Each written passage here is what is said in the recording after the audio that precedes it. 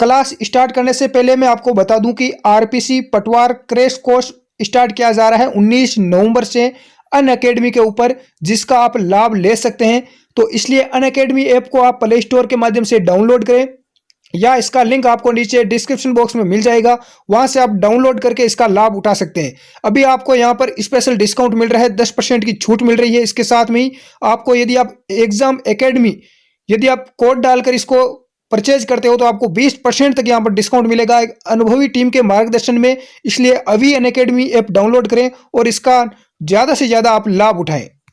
उसके बाद मैं बताना चाहूँ, मैं आपको पहले माफ़ी चाहता हूँ आपसे कि मेरे को 1-2 दिन लेट क्लास होने लगी।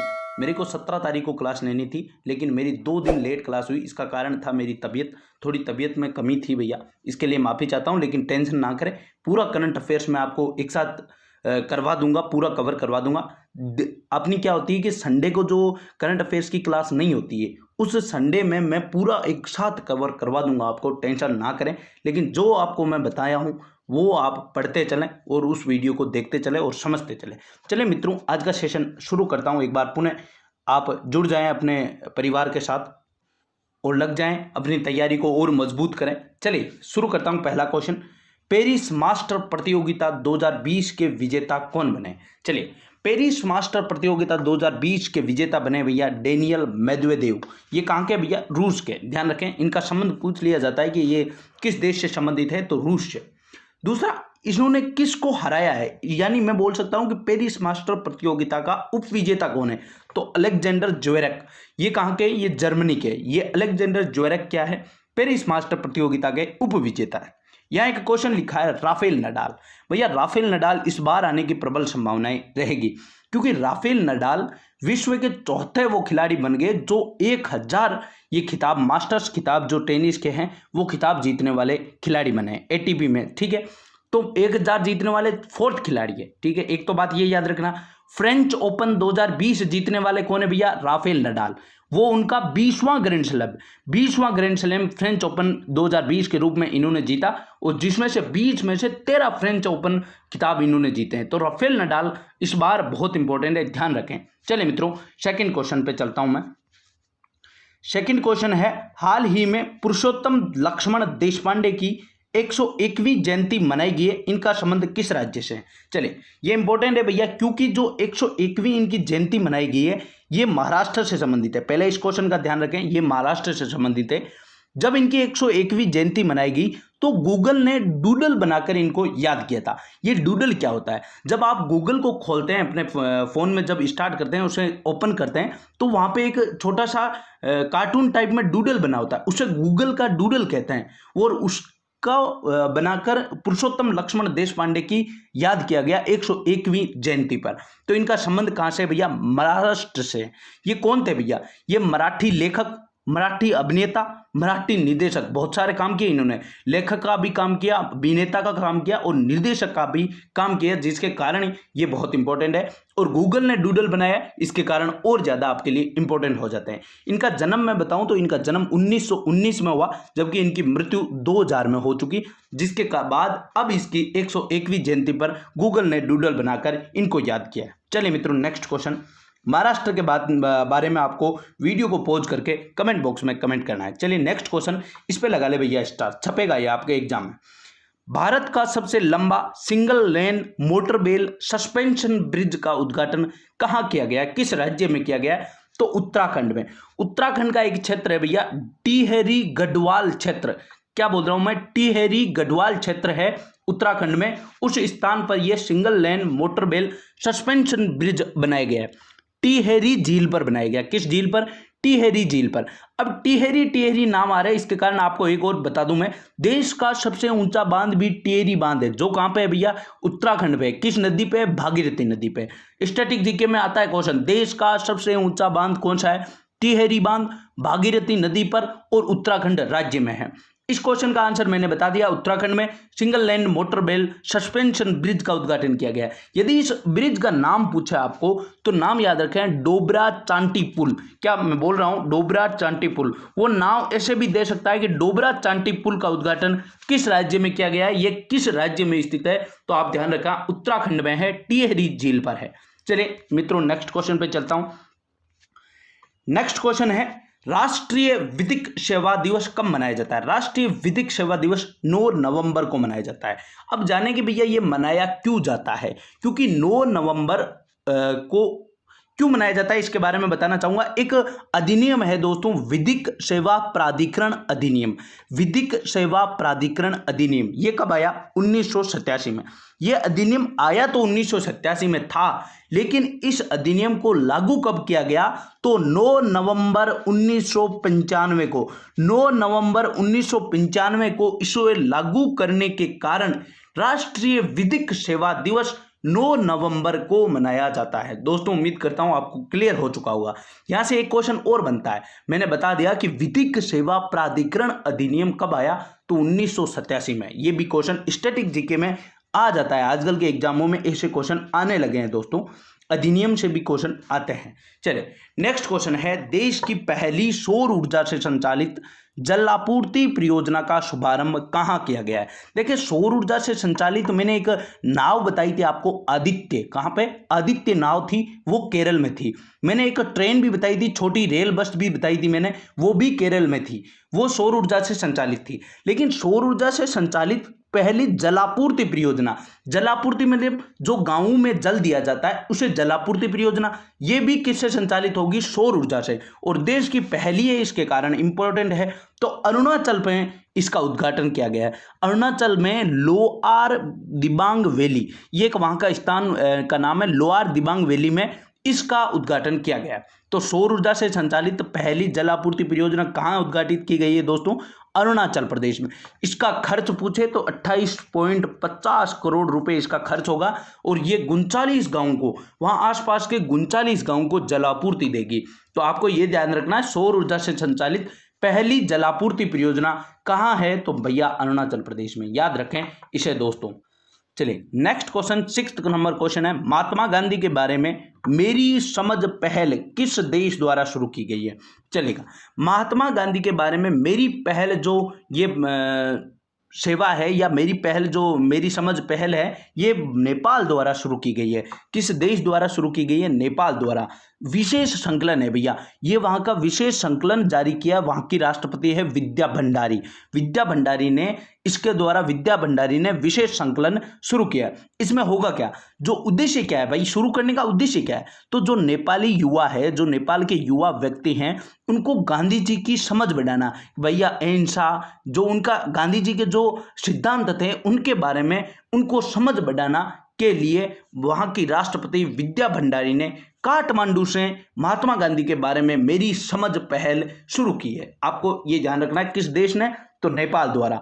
और उद्देश्य क्या है भैया? वहां के युवाओं को गांधी जी की समझ बढ़ाने के लिए शुरू किया गया। चलिए नेक्स्ट क्वेश्चन मित्रों, हाल ही में आलिया जफर को किस क्रिकेट बोर्ड की पहली महिला निदेशक बनाया गया? भैया इंपॉर्टेंट, आलिया जफर ये पाकिस्तान की क्रिकेट बोर्ड का पहली महिला निदेशक बनाया गया है। अब पाकिस्तानी क्रिकेट बोर्ड का नाम आया तो वहां की क्रिकेट बोर्ड के अध्यक्ष कौन है भैया? तो एहसान मनी, नाम लिख लें, एहसान मनी वहां की क्रिकेट बोर्ड के अध्यक्ष है। अब आप सभी पूछेंगे कि भैया ये इंपॉर्टेंट क्यों होता है? क्योंकि जो चर्चा में रहता है वहीं से क्वेश्चन आता है। जुड़ा हुआ ये क्वेश्चन ना पूछे तो हो सकता है ये क्वेश्चन पूछ लिया जाए आपके एग्जाम में, जिसके कारण मेरी बताने के ये संभावना रहती है कि मैं उसके आसपास के सारे क्वेश्चन आपको बता दूं, जिससे आपका क्वेश्चन एक भी बाहर नहीं जाए। मेरी यही कोशिश रहती है। तो हाल ही में आलिया जफर को किस क्रिकेट बोर्ड की पहली महिला निदेशक बनाया गया? तो पाकिस्तान की पहली महिला है, इसके कारण इंपॉर्टेंट है। इन्हें 2 साल के लिए निदेशक बनाया गया। अब क्रिकेट बोर्ड की बात आई है तो भैया मैंने करंट अफेयर्स में बताया था कि ऐसा कौन सा क्रिकेट बोर्ड है जिसके सभी सदस्यों ने इस्तीफा देने की बात की गई थी। आपको वीडियो को पॉज करना है और कमेंट बॉक्स में कमेंट करना है। दोस्तों यदि आपको वीडियो अच्छा लग रहा है तो इसे लाइक करें, अपने दोस्तों में शेयर करें, ज़्यादा से ज़्यादा लोगों को जोड़ें, जिससे हमारी एक फैमिली बड़ी हो पाए। तो मैं बता दूं, जिसको नहीं पता है तो दक्षिण अफ्रीका के जो क्रिकेट बोर्ड के सभी सदस्य हैं, वहाँ की जो हस्तक्षेप, सरकार के हस्तक्षेप के कारण वहाँ की वो पूरे सदस्यों ने इस्तीफा देने की बात कह दी है। ये भी आपको ध्यान रखना है। चलिए नेक्स्ट क्वेश्चन है मित्रों, best of India short film festival 2020 इस बार का कौन सा संस्करण है? देखिए क्वेश्चन मेरे को ये नहीं करवाना था, लेकिन मैं प्रत्येक क्वेश्चन आपको जानकारी देने के लिए बताना चाहूंगा। तो इस क्वेश्चन को मेरे को ऐसा बनाने के प्रेरित किया गया क्योंकि ये क्वेश्चन आ सकता है कि best of India short film festival 2020 में कौन सा संस्करण था, तो तीसरा, थर्ड संस्करण था। लेकिन क्वेश्चन आपके लिए इंपॉर्टेंट रहेगा कि best of India short film festival में जो 2020 का खिताब जीता है वो किस मूवी ने जीता है, तो नटखट मूवी ने। भैया नोट कर लें, ये नटखट एक शॉर्ट मूवी है भैया, नटखट, जिसमें विद्या बालन एक अभिनेत्री है, विद्या बालन, जिसने एक्टिंग की है। तो नटखट जो मूवी है, शॉर्ट मूवी, जिसने इसका खिताब जीता है। आपको ध्यान रखना है इसका डायरेक्टर कौन है भैया, श्यान व्यास। कौन? श्यान व्यास इसके डायरेक्टर है। क्वेश्चन उसी से आते हैं जो चर्चा में रहते हैं। तो इसके डायरेक्टर श्यान व्यास, इसमें एक्टिंग विद्या बालन ने की है। ये किसके खिलाफ है भैया, क्यों इसे अवार्ड मिला है, तो ये लिंग भेद के खिलाफ है। किसके खिलाफ है? लिंग भेद के खिलाफ होने के कारण इसे best of India short film festival 2020 के तीसरे संस्करण में बेस्ट फिल्म का अवार्ड दिया गया है। चलिए मित्रों, next question 9th number question है, संघाई कोऑपरेशन ऑर्गेनाइजेशन SCO। भैया इसके बारे में आज आपको पूरी जानकारी दूंगा। SCO के सम्मेलन की अध्यक्षता किसने की है? 2020 के सम्मेलन की अध्यक्षता की है भैया रूस ने। और ये किस प्रकार हुआ है? वर्चुअली, यानी ऑनलाइन हुआ है। किस प्रकार हुआ है? ऑनलाइन हुआ है, जिसकी अध्यक्षता रूस ने की। अब जानते हैं SCO के बारे में। तो भैया SCO का पुराना नाम क्या था? देखें, मैं बता रहा हूं, इसका पुराना नाम था संघाई 5। इसका अर्थ क्या है? क्योंकि इसमें 5 ही देश थे। कितने देश थे? 5 ही देश थे। तो संघाई 5 के रूप में SCO की स्थापना 1996 में हुई। कब हुई? 1996 में हुई। लेकिन इसका नाम SCO कब बढ़ा? इसमें एक और देश मिला, कब? 2001 में, और इसका नाम पड़ गया 2001 में क्या? SCO। तो आपको ध्यान रखना है SCO का नाम SCO कब पड़ा? 2001 में, जबकि स्थापना इसकी संघाई 5 के रूप में 1996 में हुई। तो इसमें अब 2001 तक कितने देश हो गए? 6 देश। अब आपको ध्यान रखना है 2017 में पाकिस्तान और इंडिया को, पाकिस्तान और भारत को एक साथ SCO में सम्मिलित किया गया था। कब? 2017 में। तो यदि पूछे कि वर्तमान में इसमें कितने सदस्य हैं, तो 8 सदस्य हैं। कितने सदस्य हैं भैया? 8 सदस्य हैं। दोस्तों पूरी आपको जानकारी दे दी है। अब यहां से एक क्वेश्चन और बन सकता है कि SCO 2019 का जो सम्मेलन हुआ वो कहां हुआ? तो Bishkek, Kyrgyzstan. Bishkek, Kyrgyzstan, Kyrgyzstan की राजधानी है बिश्केक, वहां हुआ था 2019 का ये सम्मेलन। जबकि 2020 का सम्मेलन ऑनलाइन हुआ, जिसकी अध्यक्षता रूस ने की। चलिए मित्रों, नेक्स्ट क्वेश्चन पे चलता हूं। उम्मीद करता हूं सारा आपको समझ आया। चलिए नेक्स्ट क्वेश्चन भैया इंपॉर्टेंट है, क्योंकि अभी हाल ही में बिहार में चुनाव हुए। चलिए बिहार के चुनाव के बारे में जानते हैं। देखें, बिहार में चुनाव 3 चरणों में हुए। कितने चरणों में हुए भैया? 3 चरणों में। वहां पर विधानसभा की सीटें कितनी है? 243, 243 सीटों पर चुनाव हुए। कितनी सीटों पर चुनाव हुए भैया? 243 सीटों पर। अब 243 में से 2 वहां पर गठबंधन है भैया। एक तो NDA गठबंधन, जो जिसमें BJP का प्रमुख रोल है, NDA, और एक है महागठबंधन, जिसमें कांग्रेस और अन्य जो भी दल है वो है। तो महागठबंधन, वहां पे 2 दलों ने अच्छी प्रतियोगिता रखी, NDA और महागठबंधन। NDA को कितनी सीटें मिली भैया? 125। NDA को कितनी सीटें मिली? 125। जबकि बहुमत के लिए कितनी चाहिए? 122, 122 बहुमत के लिए चाहिए। जबकि NDA को 125 सीटें मिली। जबकि महागठबंधन को कितनी सीटें मिली दोस्तों? 110 सीटें। कितनी सीटें मिली? 110 सीटें। तो आपको ध्यान रखना है कि जो NDA है उसमें सबसे सर्वाधिक सीटें किसको मिली? बीजेपी को। बीजेपी को 74 सीटें मिली। किसको मिली? 74 सीटें। जबकि जो महागठबंधन है इसमें सर्वाधिक सीटें राजद को मिली। राजद को कितनी? 75। राजद कौन भैया? जो लालटेन जिसका चिन्ह है, और तेजस्वी प्रसाद यादव इसके अध्यक्ष हैं। राजद के अध्यक्ष कौन है? तेजस्वी प्रसाद यादव, जिसे 75 सीटें मिली। अब आपको मैं यहां पे 2 क्वेश्चन बोल रहा हूं, दोनों क्वेश्चन ध्यानपूर्वक सुने दोस्तों। मैं यदि पूछूं कि बिहार चुनाव में सर्वाधिक सीटें किस बहुमत को मिली, तो आपका आंसर होना चाहिए NDA बहुमत को। किसे? NDA बहुमत को। यदि मैं बोल दूं कि बिहार चुनाव में सर्वाधिक सीटें किस दल को मिली, तो आपका आंसर राजद होना चाहिए। हालांकि राजद महागठबंधन में है, तो राजद को कितनी? 75 सीटें मिली, जबकि बीजेपी को 74 ही मिली। तो इसके कारण सर्वाधिक बड़ा जो दल है वो राजद है। अब ध्यान रखें, NDA में ही आता है जनता दल। कौन? जनता दल। कितने मिली उसे? 43 सीटें। ये तो सीटों का निवारण हो गया। अब क्वेश्चन पे आते हैं। तो बिहार के जो मुख्यमंत्री नीतीश कुमार है, जो कितनी बार, कौन सी? नीतीश कुमार भैया 7वीं टाइम, नीतीश कुमार 7वीं टाइम बिहार के मुख्यमंत्री बने। लगातार पूछ रहे तो लगातार 4थी बार बिहार के मुख्यमंत्री कौन बन गए? नीतीश कुमार बन चुके हैं। तो ये जो मुख्यमंत्री बने 7वीं टाइम, तो ये कौन से दल से हैं? तो ये जनता दल से संबंधित है। जनता दल ने कितनी सीटें मिली? 43, भाजपा को 74, राजद को 75, कांग्रेस को 19। सारी सीटें आपको ध्यान रखना है। वहां पर निर्दलीय एक ही जीता है भैया, निर्दलीय एक ही जीता है। अब आपको मैं बता दूं, मुख्यमंत्री नीतीश कुमार बने जो कि जनता दल से है। कहां से है भैया? जनता दल से। वहां पर उप मुख्यमंत्री 2 व्यक्तियों को बनाया गया है, ये ध्यान रखें भैया। वहां पर उप मुख्यमंत्री तारकिशोर और रेणु देवी को वहां पर उप मुख्यमंत्री बनाया गया। अब आपके लिए क्वेश्चन जो इंपॉर्टेंट है वो अपने नोटबुक में नोट कर लें भैया।